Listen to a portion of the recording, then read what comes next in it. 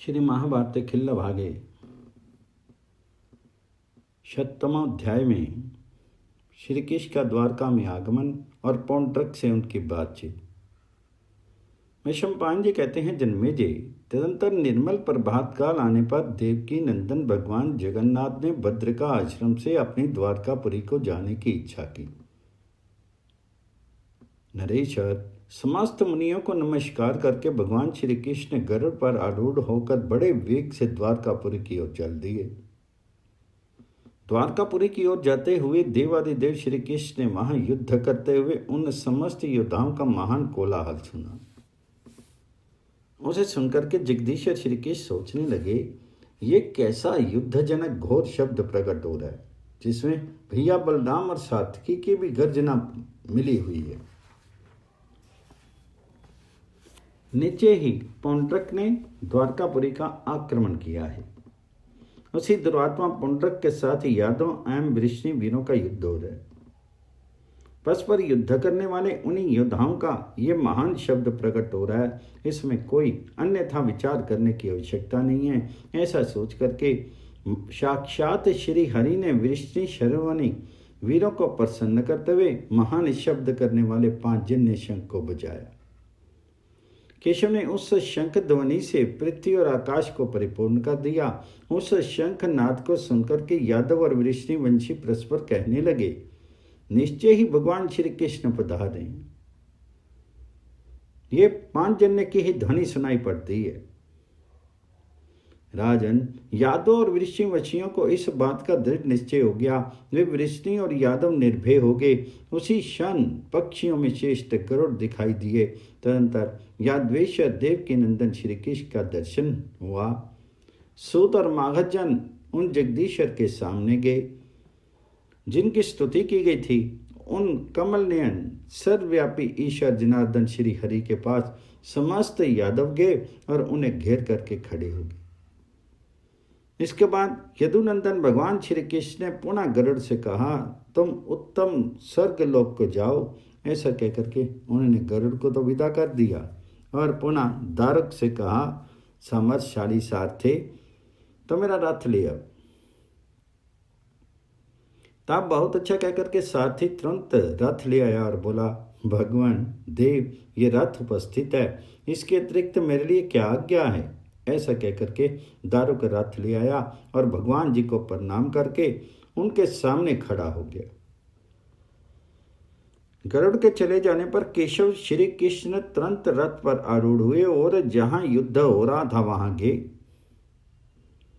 वहां जाकर के यदुकुल तिलक श्री कृष्ण ने उन जूझते हुए महामनस्वी वीरों के बीच में पांचजन्य नामक महान शंख बजाया।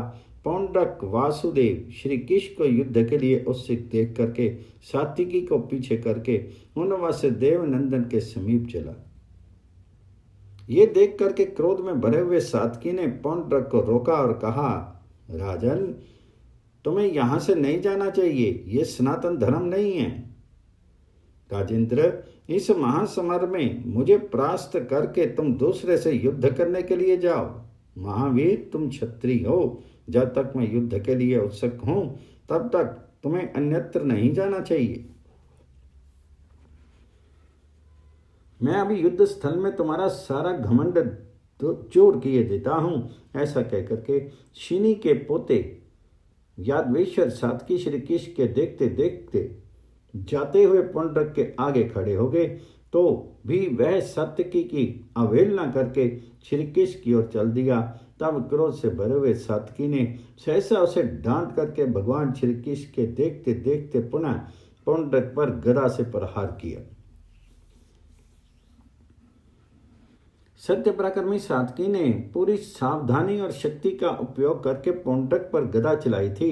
ये देख करके भगवान श्री कृष्ण ने सात्विकी की भूरी भूरी प्रशंसा की। तत्पश्चात वह जैसा चाहे वैसा ही करे, ये कहकर के श्री कृष्ण ने सात्विकी को रोक दिया। श्री कृष्ण के रोकने पर सात्विकी यथा अवसर युद्ध से विरत हो गई।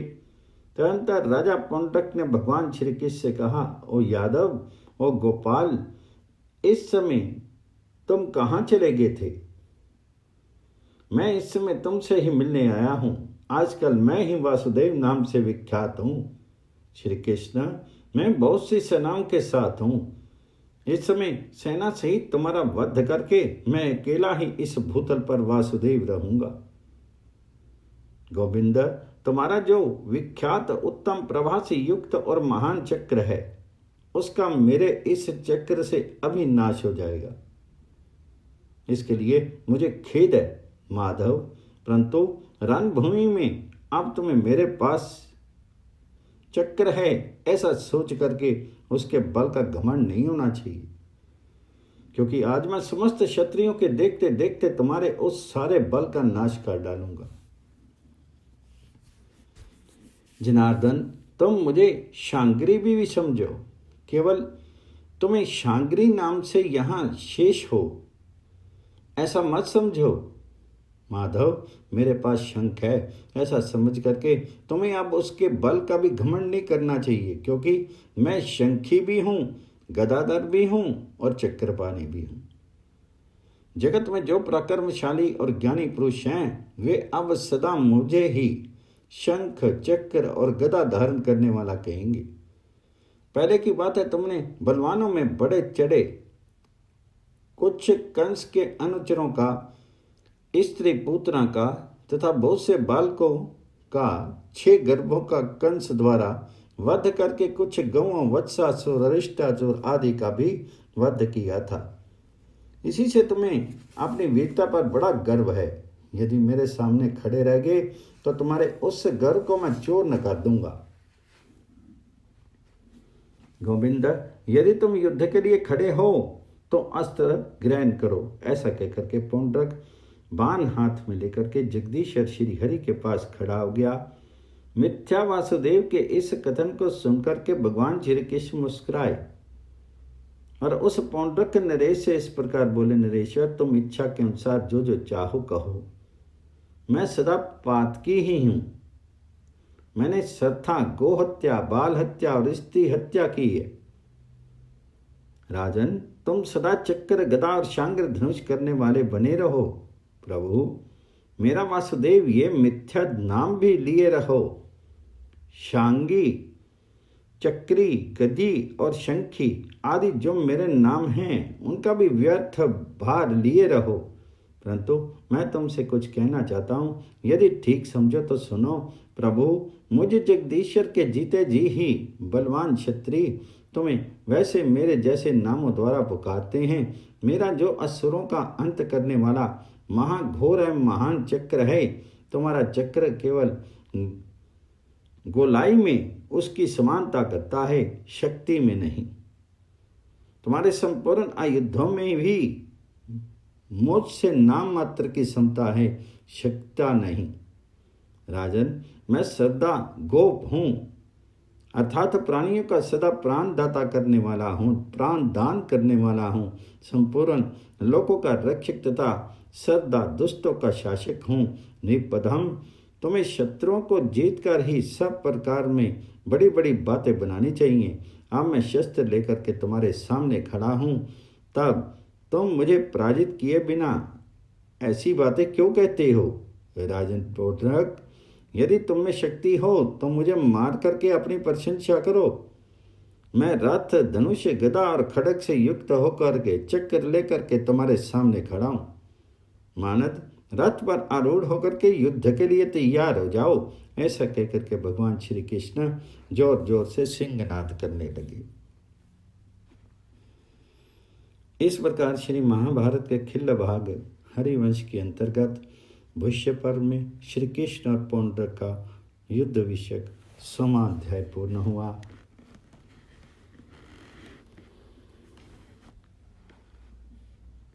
एकाधिक 100वां अध्याय में पौंड्रक और श्री कृष्ण का युद्ध तथा पौंड्रक का वध। विषमपायन जी कहते हैं, जन्मेजय, तदंतर प्रतापी भगवान वासुदेव ने बाण लेकर के सहजा उस पहने बाण के द्वारा पौंड्रक पर प्रहार किया। पौंड्रक वासुदेव ने भी 10 शीघ्रगामी बाणों द्वारा विष्णुवंशी एवं वृष्णि कुल नंदन वासुदेव पर शीघ्र ही आघात किया।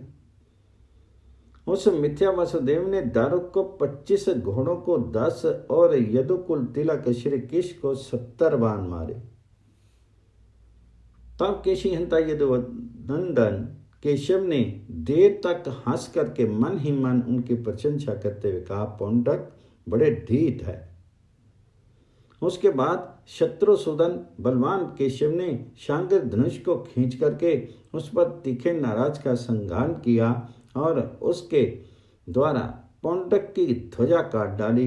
तत्पश्चात यदुनंदन श्रीहरि ने उनके सारथी के सिर को धड़ से लग करके 4 उत्तम सैनिकों द्वारा चारों घोड़ों को मार करके उस राजा के रथ को भी तोड़ फोड़ डाला और दोनों पार्श्व रक्षकों को घायल करके उनके रथ के पहियों की तिल तिल करके काट डाला और वे कुछ मुस्कुराते हुए से खड़े हो गए। तब पौंड्रक वासुदेव तुरंत ही रथ से कूद पड़ा और एक तीखी तलवार लेकर के उसने भगवान केशव पर चला दी। भगवान केशव उस तलवार के 100 टुकड़े करके चुपचाप रथ पर बैठे रहे। तत्पश्चात प्रतापी पौंड्रक वासुदेव ने एक काल के समान महा घोर परिघ लेकर के समस्त क्षत्रियों के देखते देखते उसे वृष्णि वीर भगवान वासुदेव पर चला दिया। तब जगदीश्वर यदुनंदन ने उस परिघ के 2 टुकड़े कर दिए। महाराज, तत्पश्चात शत्रुसूदन पौंड्रक ने महाघोर परम कांतिमान सहस्त्रों अरव से युक्त 30 भार लोहे के बने हुए क्षेपणीय चक्र को हाथ में लेकर के भगवान श्री कृष्ण से कहा, दर्प वाले पुरुषों में श्रेष्ठ गोविंद, देखो ये भयंकर एवं तीखा चक्र तुम्हारे चक्र का विनाश करने वाला है। वार्ष्णेय, मैं इसी चक्कर से समस्त क्षत्रियों के देखते देखते तुम्हारा सारा घमंड चूर्ण कर दूंगा। हरे कृष्ण, तुम्हारे उद्देश्य से ही मैंने ये महाभयंकर दूसरा दुर्जय चक्र तैयार कराया है। यदि तुम में शक्ति हो तो इस विशाल चक्र को विदीर्ण करो। ऐसा कहकर के महाबली पराक्रमी नृपश्रेष्ठ पौंड्रक ने उस चक्र को 100 बार घुमा करके श्री कृष्ण पर चला दिया। तब महाबली और पराक्रमशाली श्री कृष्ण उस स्थान से नीचे उतर गए और उस चक्र को विफल करके महाघोर सिंहनाद करने लगे। पहले तो भगवान देवकी नंदन उनका साहस देख करके विस्मित होकर के उठे और ये कहने लगे, ओहो, पौंड्रक का दुस्सह पराक्रम और धैर्य अद्भुत है।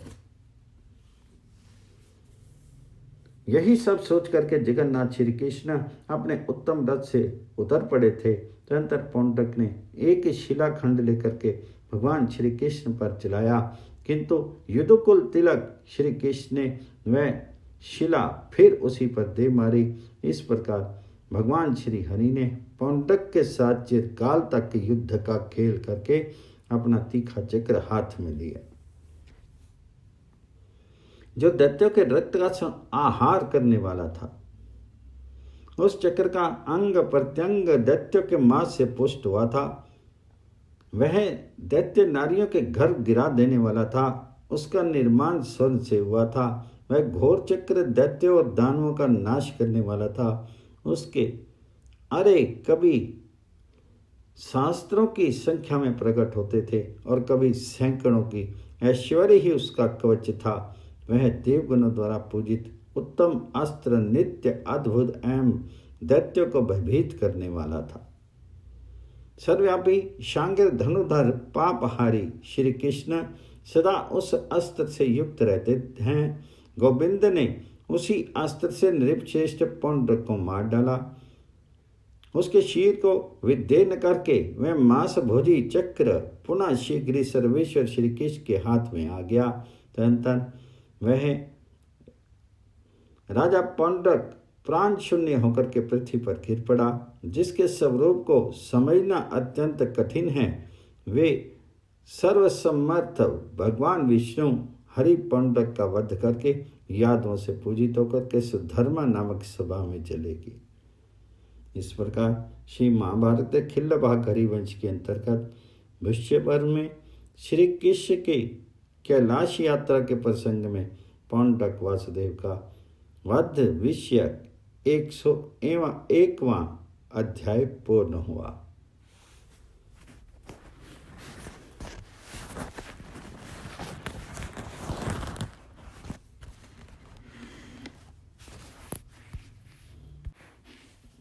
श्री महाभारते खिल भागे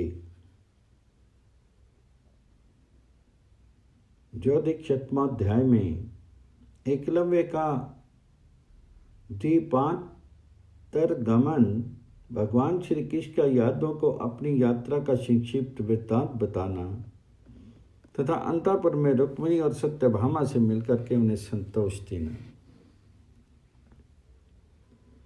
वैशंपायन जी कहते हैं, जन्मेजय, तदंतर बलवानों में श्रेष्ठ बलराम जी ने शक्ति से निषाद राज एकलव्य की छाती में प्रहार किया, फिर सिंह के समान गर्जना की। तब क्रोध में भरे हुए लोक विख्यात निषाद राज ने महाबली एवं बल के मत से उन्मत्त हुए बलराम जी की छाती में गदा से चोट पहुंचाई। उनके द्वारा आहत होकर के महाबली वृष्णिपुंगा वीर बलभद्र एवं बलराम ने दोनों हाथों से अपनी ओर आती हुई उस प्राण हारनी महाभयंकर गदा को पकड़ करके एक लव्य पर आक्रमण किया। ये देख करके निषादराज एकलव्य मगर आदि जल जंतुओं के निवास स्थान समुद्र की ओर भागा। निषादराज एकलव्य के इस प्रकार भागने पर बलराम जी भी उनका पीछा करने लगे। वे जहां जहां गया वहां वहां वे भी गए। राजन, समुद्र में घुस करके निषादराज एकलव्य 5 योजन दूर चला गया और वहां बलभद्र जी से डरता हुआ ही निवास करने लगा। नरेश्वर, किसी दूसरे द्वीप में प्रवेश करके वह वहीं रहने लगा। इस प्रकार यदु नंदन बलराम जी ने निषाद राज पर विजय पाई। तदंतर हल अयोध्या बलराम जी ने मणि तथा रत्नों से विभूषित उस धर्म सभा में प्रवेश किया। युद्ध में फंसे हुए सातकी भी उनसे विरत होकर के सभा में लौट आए। राजन, अन्य यादव भी यथा अवसर वहां उपस्थित हुए। जब सभी वृष्णिवंशी वीर वहां सब और बैठ के, तब देवकी नंदन भगवान केशव ने योग्यता के अनुसार सभी वृष्णिवंशियों का अभिवादन करके उस समय ये बात कही, यदुवरो, मैंने कैलाश शिखर का दर्शन किया। वहां नील लोहित भगवान शंकर ने मुझे प्रसन्न होकर के वर दिया है। वहां देवता तपोधन मुनि भी पधारे थे। भगवान शंकर मुझसे मिलकर के प्रसन्न हुए और मेरी स्तुति करके लौट के। यादव शिरोमणियों, इस यात्रा में रात के समय मैंने एक बड़ी अद्भुत बात देखी थी। 2 महाभयंकर पिशाच मेरी ही कथा कहते और सदा मेरा ही चिंतन करते हुए शिकार खेलते थे। राजेंद्रगण, वे दोनों तपस्वी मुझे देख करके बड़े प्रसन्न हुए। वे महात्मा थे। उन्होंने भक्ति भाव से नम्र होकर के मुझे प्रणाम किया। तब मैंने सर्था प्रसन्न होकर के उन दोनों को उत्तम स्वर्गलोक में भेज दिया। उनके बाद तपस्या द्वारा महादेव जी को संतुष्ट करके आज मैं यहाँ आया हूँ। वैशंपायन जी कहते हैं, जन्मेजय, जब उन सभी वृष्णिवंशियों ने देवादिदेव भगवान श्री कृष्ण की भूरी भूरी प्रशंसा की, श्री केशव का आश्रय लेकर के वे वृष्णिवंशी सर्थकृत्य हो गए। तत्पश्चात वे सभी यादव अपने अपने घर को चले गए। फिर जगन्नाथ सर्वेश्वर श्री हरि ने भी अंतपुर में प्रवेश करके रुक्मिणी और सत्यभामा से जो जैसी घटित हुई थी वे सारी बातें बताई। वे दोनों प्रीति युक्त केशव के साथ वह सब सुन करके बहुत प्रसन्न हुई।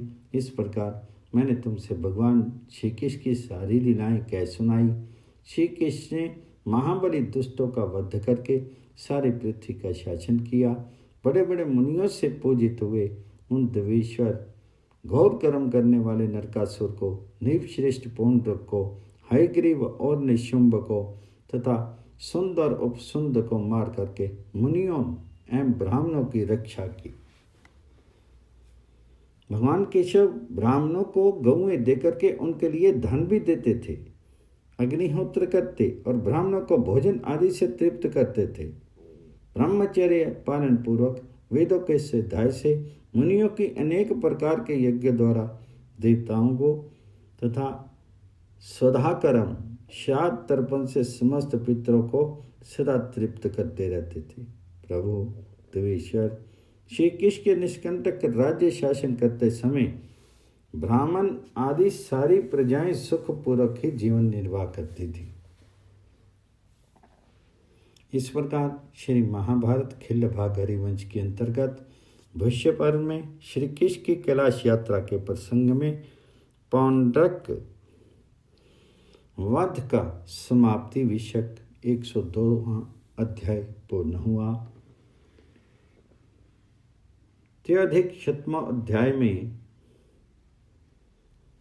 हंस और डिंबक के विषय में जन्मेजय का प्रश्न। जन्मेजय ने कहा, द्विश्रेष्ठ तपोधन, मैं शंख चक्र और गदा धारण करने वाले भगवान श्री कृष्ण के चरित्र को पुनः विस्तार के साथ सुनना चाहता हूँ। भगवान केशव की कथा सुनते हुए यहाँ मुझे कभी तृप्ति नहीं होती है। कौन ऐसा पुरुष होगा जो देवादिदेव चक्रवर्ती पानी विष्णु हरि के नाम और यश को दिन रात सुनता और उसी में रमन करता हुआ कभी तृप्ति का अनुभव करेगा, उसे नहीं सुनना चाहेगा। भगवान श्री हरि की कथा का जो श्रवण है वही एकमात्र पुरुषार्थ माना गया है। जगत के लिए हंस और डिंबक की कैसी समिति संगठित हुई थी जो समस्त प्राणियों को सदा ही विस्मय प्रदान करने वाली थी। महामनस्वी दानव विचक्र का युद्ध किस प्रकार हुआ था। सुनने में आया है कि वह उन दोनों का मित्र हो गया था। वे दोनों राजकुमार बल प्रक्रम से संपन्न तथा मुनिवर भार्गव के शिष्य थे। कहते हैं कि उन दोनों ने भगवान शंकर से वर प्राप्त किए थे। वे दोनों वीर संपूर्ण अस्त्रों में कुशल थे। वे परिवार, आपने पहले कहा था कि जगदीश श्री कृष्ण का उन दोनों राजाओं हंस और डिंबक के साथ बड़ा भारी संग्राम हुआ था। वे दोनों किसके पुत्र होकर के उत्पन्न हुए थे जिससे उनके साथ महान युद्ध हुआ। महाराज, सुना है कि विजय की अभिलाषा रखने वाले दानव विचक्र के पास युद्ध के लिए 88,000 वेगशाली दानवों की सेनाएं थी। वे सब के सब दानव तीखे शूल धारण करते थे। दानव विचक्र दुर्जय वीर था। वह युद्ध की इच्छा से यादवों की त्रुटि या दुर्बलता देखा करता था। देवताओं और असुरों के महायुद्ध में वह देवताओं पर विजय पाता था और भगवान श्री कृष्ण उनके वध के लिए सदा प्रयत्नशील रहते थे। इस प्रकार श्री महाभारत के खिल्ल भाग हरिवंश के अंतर्गत भविष्य पर्व में हंस और डिंबक के उपाख्यान के प्रसंग में जन्मेजय का वाक्य विषयक 103वां अध्याय पूर्ण हुआ। चतुर्दिक शतमों अध्याय में राजा ब्रह्मदत्त को भगवान शंकर की आराधना से हंस और डिंबक नामक पुत्रों की प्राप्ति तथा राजसखा विप्रवर मित्रसह को भगवान विष्णु की उपासना से जनार्दन नामक पुत्र का लाभ।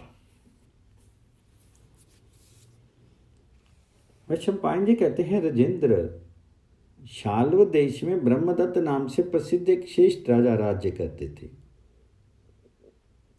उनका हृदय बड़ा ही पवित्र था। वह संपूर्ण भूतों पर दया भाव बनाए रखते थे। सदा पंचयज्ञ का अनुष्ठान करते तथा मन और इंद्रियों को वश में रखते थे। वे ब्रह्मवेता और वेदवेता थे तथा सदा यज्ञ के अनुष्ठान में लगे रहते थे। राजा ब्रह्मदत्त सबके लिए कल्याणकारी थे। महिपाल निपश्रेष्ठ, उनके रूप और उदारता और गुणों से संपन्न 2 पत्नियां थीं। उनमें सारे गुण होने पर भी उन दोनों के कोई संतान नहीं हुई।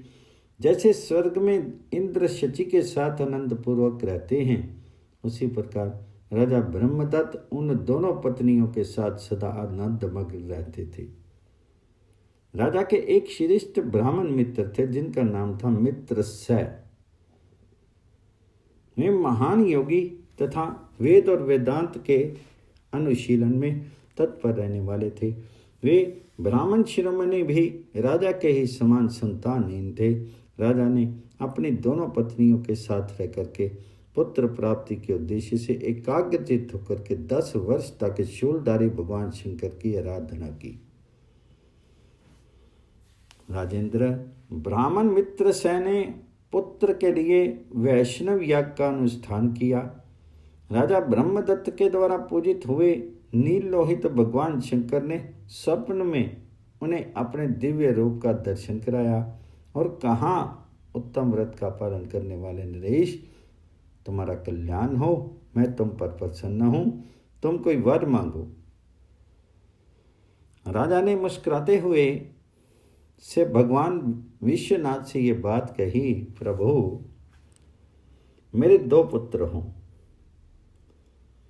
तब तथास्तु ऐसा ही हो, ये कहकर के वृषभ ध्वज भगवान शंकर अंतर ध्यान हो गए। तत्पश्चात राजा की नींद खुल गई। विद्वान मित्र सेन ने भी अविनाशी जगदीश्वर भगवान केशव की 5 वर्षों तक बड़े भक्ति भाव से आराधना की।